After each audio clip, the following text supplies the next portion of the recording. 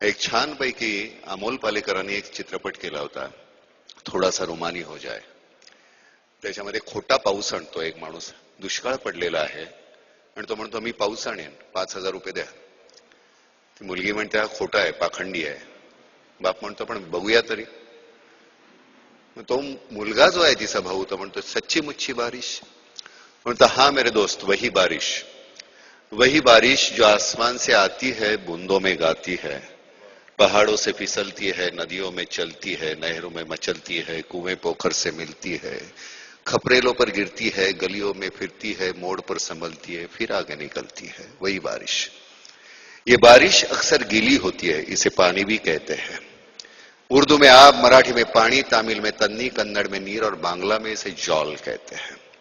संस्कृत में जिसे वारी, नीर, जीवन, पय, अमृत, उद, अंबु भी कहते हैं. ग्रीक में इसे अक्वा प्यूरा, अंग्रेजी में वाटर, फ्रेंच में एयर और केमिस्ट्री में H2O कहते हैं. ये पानी जब आंख से ढलता है तो आंसू कहलाता है, लेकिन चेहरे पे चढ़ जाए तो रुबाब बन जाता है. कभी कभी ये पानी सरकारी फाइलों में अपने कुएं समेत चोरी भी हो जाता है. पानी तो पानी है, पानी जिंदगानी है. इसलिए जब रूह की नदी सूखी हो, मन का हिरन प्यासा हो, दिमाग में लगी हो आग और प्यार की गागर खाली हो, तब मैं हमेशा ये बारिश नाम का गीला पानी लेने की राय देता हूं. मेरी मानिए तो ये बारिश खरीदिए, सस्ती सुंदर टिकाऊ बारिश, सिर्फ 5,000 रुपए में. इससे कम में कोई दे तो चोर की सजा हो मेरी, आपकी जूती सिर पर मेरी बारिश खरीदिए.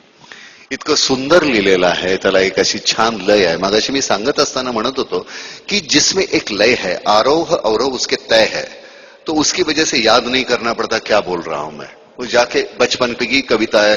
वाटते सानुली मंद झुळ कमी भावे, घेईल ओढ मन तिकडे स्वैर झुकावे, कधी बाजारी तर कधी नदीच्या काठी, वेळूत कधी पडक्या बाड्या पाठी. हे आठवावे नाही लागत. त्या आतमध्ये रक्तामध्ये अशा इतक्या आतमध्ये खोल रुतलेल्या असतात. त्यामुळे ते अशा सहज. कैसे बताओ मैं तुम्हें मेरे लिए तुम कौन हो, कैसे बताओ मैं तुम्हें तुम धड़कनों का गीत हो, जीवन का तुम संगीत हो, तुम जिंदगी, तुम बंदगी, तुम रोशनी, तुम ताजगी, तुम हर खुशी, प्यार हो, प्रीत हो, मनमीत हो.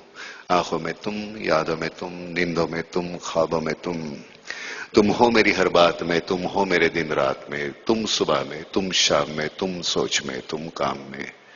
मेरे लिए पाना भी तुम, मेरे लिए खोना भी तुम, मेरे लिए हंसना भी तुम, मेरे लिए रोना भी तुम, और जागना सोना भी तुम. जाऊं कहीं देखूं कहीं, तुम हो वहां, तुम हो वहीं. कैसे बताओ मैं तुम्हें, तुम बिन तो मैं कुछ भी नहीं. कैसे बताओ मैं तुम्हें मेरे लिए तुम कौन. हे छानपैकी माधुरी दीक्षित साठी बोललो होतो, त्यामुळे ते इतकं आतमध्ये जाऊन रुतलेलं आहे ते विसरलंच जात नाहीये. काही गोष्टी नुसत्या आता स्वप्न म्हणूनच राहिलेल्या आहेत. पुन्हा एकदा तुम्हा सगळ्यांना जे इथे म्हणालो, हा सगळा झाला याचा भाग, जे म्हणालोय ज्याच्या मागची भावना आहे हे सुरू करण्यामागची, इथून विचार करा. इथून सुरुवात होऊ दे आणि मग तो चढत जाऊ दे आणि मग इथे येऊ दे आणि मी इथे क्लिक करा आणि तो राहू दे. तुमचं देणं आहे, समाजाचं काहीतरी देणं आहे, आपलं सतत काहीतरी देणं आहे. आपल्याला देवानं 2 हात दिलेले आहेत. त्याचं कारण आपल्याला 2 हात पुरेसे आहेत. 2 हातामध्ये जेवढं मावेल तेवढं आपल्याला पुरेसं आहे. तेवढं भरल्यानंतर ते मातीत पडण्याच्या अगोदर लोकांना देऊन टाका तुम्ही, कारण ते नाहीतरी जाणारच आहे.